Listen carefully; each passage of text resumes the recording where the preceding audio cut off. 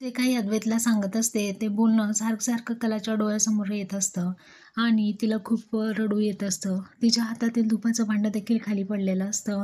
त्यामधील धूप पूर्णपणे जळालेला असतो आणि तो खाली पडतो. कला मात्र त्यावरती पाय ठेवून रडत जात असते. कलाची पावलं देखील तिथे उमटलेली असतात त्या काळ्या राखेवरती. हे सर्व उमटलेली पावले पाहून रजनी सर्व पाहत असते. रजनीला हे बघून धक्काच बसतो. नक्की कलाला काय झालं असेल बरं? कला का रडत असेल? असं तिला वाटत असतं. त्यामुळे रजनी तिच्या मागे येते.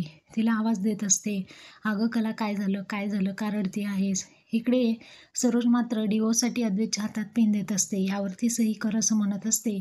परंतु कलाचा गैरसमज झालेला असतो. अद्वैतने सुद्धा त्या डिवोर्स पेपरवरती सह्या केलेल्या आहेत असं तिला वाटत असतं.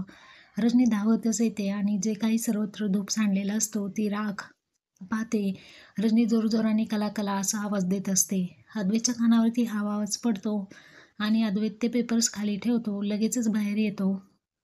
तेव्हा घरातील सर्वजणही बाहेर धावत आलेले असतात. सर्वजण बाहेर आल्यानंतर सर्वांना समोर काही कलाची उमटलेली पावलं दिसतात.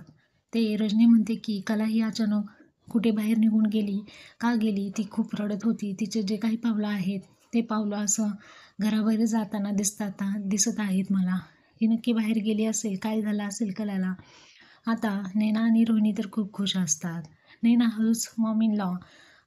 हळूच म्हणते की अहो मॉम इन लॉ काय घडले? अपशकुन नंबर 2. त्यानंतर हे सर्व बघून अद्वैत विचारतो की रजनी काकी अगं काय झालं? तेव्हा रजनी म्हणते की अरे कला असं अचानक हे भांडं टाकून कुठे बाहेर निघून गेली आहे. तिला काय झालं आहे खरंच काही कळत नाही आहे. त्यामुळे अद्वैत तू एक काम कर, तू तिला फोन कर बरं आणि विचार बरं ती इतक्या घाईघाईमध्ये कुठे गेली आहे. एकतर उद्या पाडवा आहे. पाडव्याच्या दिवशी घरच्या लक्ष्मीने असं बाहेर जाणं बरोबर नाही आहे. खरंच खूप अशुभ असतं. खरंच हे माझ्या मनाला नाही पटत. ती अंबाबाईला हात जोडते. हे सर्व खरंच खूप टेन्शन येण्यासारखं आहे. कारण तिचीही पावलं अशी घराच्या बाहेरच्या दिशेने गेलेली असतात. जी काही काळी तिची पावलं उमटलेली असतात त्यामुळे मला कसं तरी होतंय. असं रजनीला खूप टेन्शन येतं. अद्वैत लगेच कलाला फोन लावतो.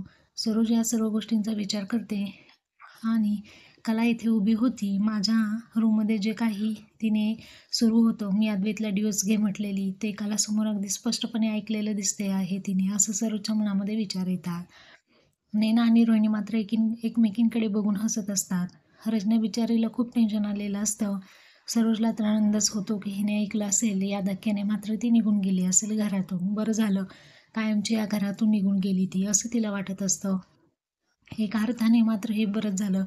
हिला जर अगोदर सर्व कळलं असेल तर माझ्यासाठी मात्र हे सर्व सोपं होईल असं तिला वाटतं. रजनी अद्वैतला विचारते की यार खरंच तिला फोन लागत नाही आहे का? रजनीला मात्र काळजी लागलेली असते. रजनी म्हणते अरे अद्वैत लागले का फोन? अद्वैत काही बोलत नसतो. दररोज म्हणतो की सरोज म्हणते की ती तिच्या इच्छेने बाहेर गेलेली आहे ना, मग तिच्या मनानेच ती परत येईल. तिची काळजी करण्याची काही एक गरज नाही आहे. तिच्या वागण्याचा आपण असा नसता अर्थ कशाला लावायचा बरं?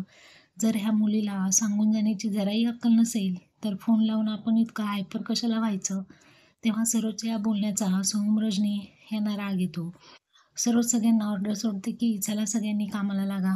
त्या मुलीची काळजी करत बसू नका. या फालतू गोष्टीकडे लक्ष देऊ नका. वेळ वाया घालवू नका. त्यानंतर आपण पाहत आहोत की सरोजच्या अगदी मनासारखं घडलेलं असतं. कलाने हे घरातून बाहेर गेलेली असते.